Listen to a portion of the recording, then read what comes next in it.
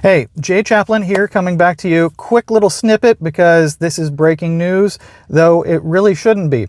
This is something that we've known for 135 years. It's been well proven, it's well understood, fits with all the basic fundamental immunology, but cancer docs are surprised. So maybe your doctor is too. Take it to them. I'm Dr. Jay Chaplin. An important reminder, I'm a PhD, not an MD. The information in this video is education, and it's not medical advice. Every cancer is unique, and no general information applies to everyone. Please remember that. Always consult with your healthcare provider for guidance on your specific situation.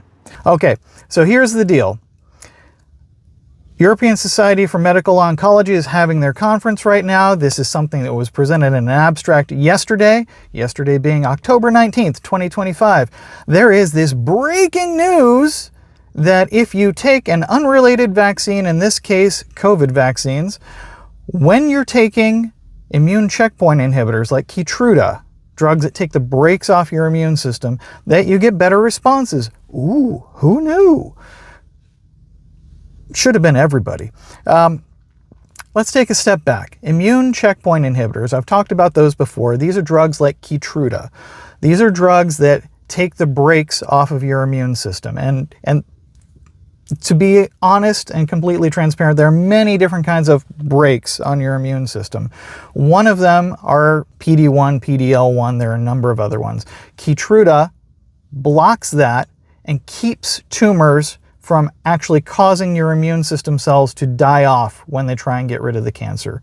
It will actually kill them. This is a hard stop to the immune system interacting with a tumor.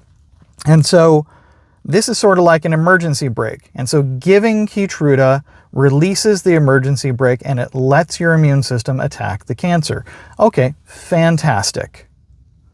But let's extend the car metaphor further. Taking the emergency brake off does not mean that your car moves. It means it can move. It doesn't mean that it does move. You gotta step on the gas. You gotta step on the gas. So, what's the equivalent of gas in the immune response? It's inflammatory priming. Your immune system has to see that something is wrong and then see a specific thing that isn't correct, and then it can attack that if the emergency brake isn't on. So stepping on the gas is this inflammatory response. Now, the COVID vaccine is really good at inducing an interferon response, which is particularly good. It's a particularly good inflammatory response for priming anti-cancer immunity. Great. There's nothing specific or special about that. Any live virus vaccine or virus-like vaccine, VLPs, virus-like particles, would probably stimulate something similar. So it's not just that there's something special about the COVID vaccine priming immune checkpoint inhibitors. You would probably get the same thing with the measles, mumps, rubella vaccine. But how many adults take that? There's no need. You get a couple when you're a kid, you've got lifelong immunity. There's no reason to take it again. There's a shingles vaccine. That would be a good one for priming that. But again, that's very infrequent. That's not every year or multiple times a year like COVID and COVID boosters. Same thing with live virus, live attenuated flu vaccines. Those would probably be good priming too, but we just don't have the data to tease that apart. Since so many people were taking so many COVID vaccines and boosters, there's actually a data set to show that. And what does this data look like?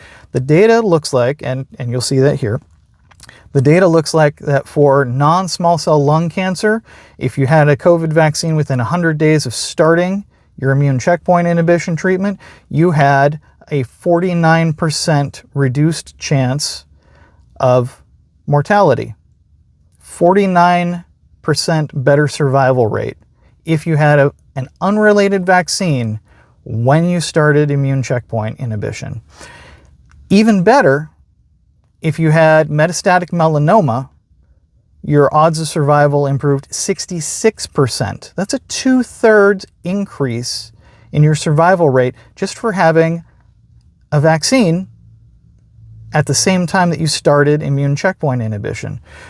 Probably any vaccine would do this. Now, this is supposedly this huge revelation. Huge. We knew this in 1891. Actually, we knew this in 1550 BC. The ancient Egyptians were trying to give people infections when they diagnosed cancer because they found that when people got high-grade fevers, sometimes they spontaneously went into remission.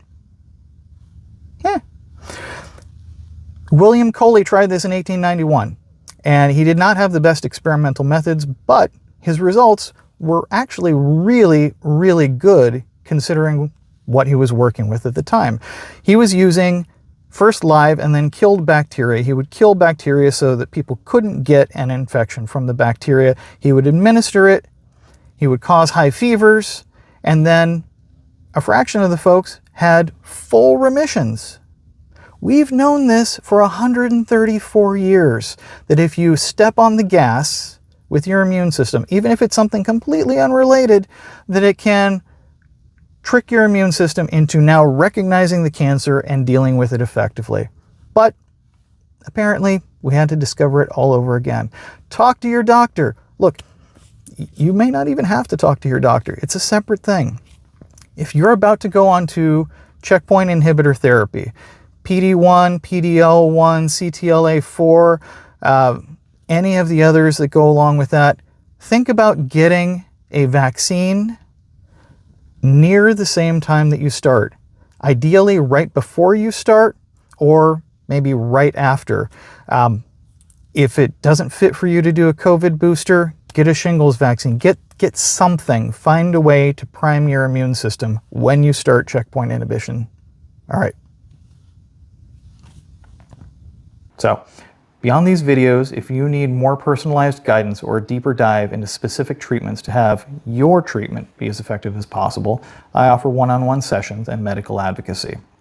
I'm also in the process of developing an exclusive video series that breaks down each cancer treatment and drug in detail, along with interferences to avoid and ways to optimize for the ideal results.